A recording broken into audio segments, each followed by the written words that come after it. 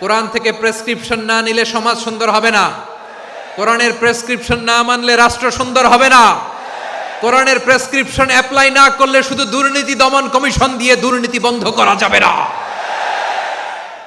এজন্য কোরআনের আইন আমরা চাই কি চাই না? ইউনূস গভর্নমেন্টকে আমি বলবো, অল্প সময়ের জন্য আপনারা এসেছেন, সংস্কারও করতে হবে, আবার নির্বাচনও করতে হবে।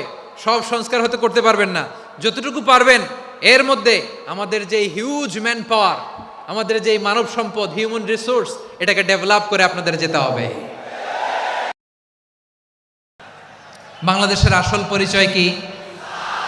সবাই বলে না। বাংলাদেশের আসল পরিচয় কি? এই ইসলাম নিয়ে আমরা সংসদ ভবন সাজাবো, রাজি আছি না নাই? শেকড় ভুলে যাওয়া যাবে না। আমরা ধাপে ধাপে শারিয়া আইনের দিকে যাব ইনশাআল্লাহ, কিন্তু জঙ্গিবাদ দিয়ে নয়, কট্টরপন্থা দিয়ে নয়। আমরা ইন্টেলেকচুয়ালি, গ্রাজুয়ালি, ধাপে ধাপে শারিয়া আইনের দিকে মুভ করব ইনশাআল্লাহ। বলো লিল্লাহি তাকবীর।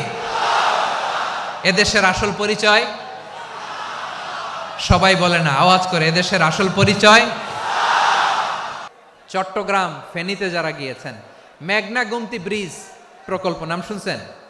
মেঘনা একটা ব্রিজ পার হওয়া লাগে।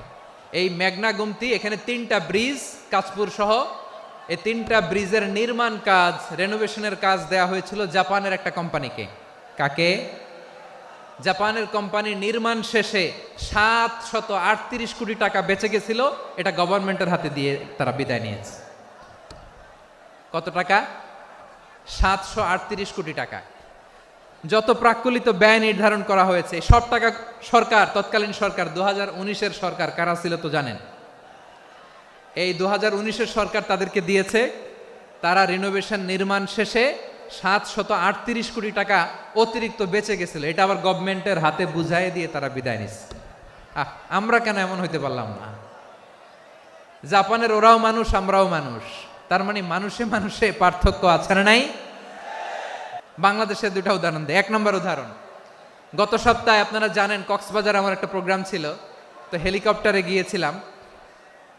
ফেনী জেলা যখন পার হচ্ছি, আমি দেখলাম 3টা উইন্ডমিল চিনেন তো?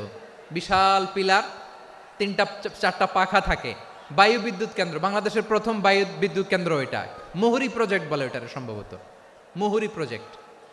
তো সাগরের বাতাসের ঝাপটায় এটা ঘুরে এনার্জি হয়, ইলেকট্রিসিটি উৎপাদন হয়।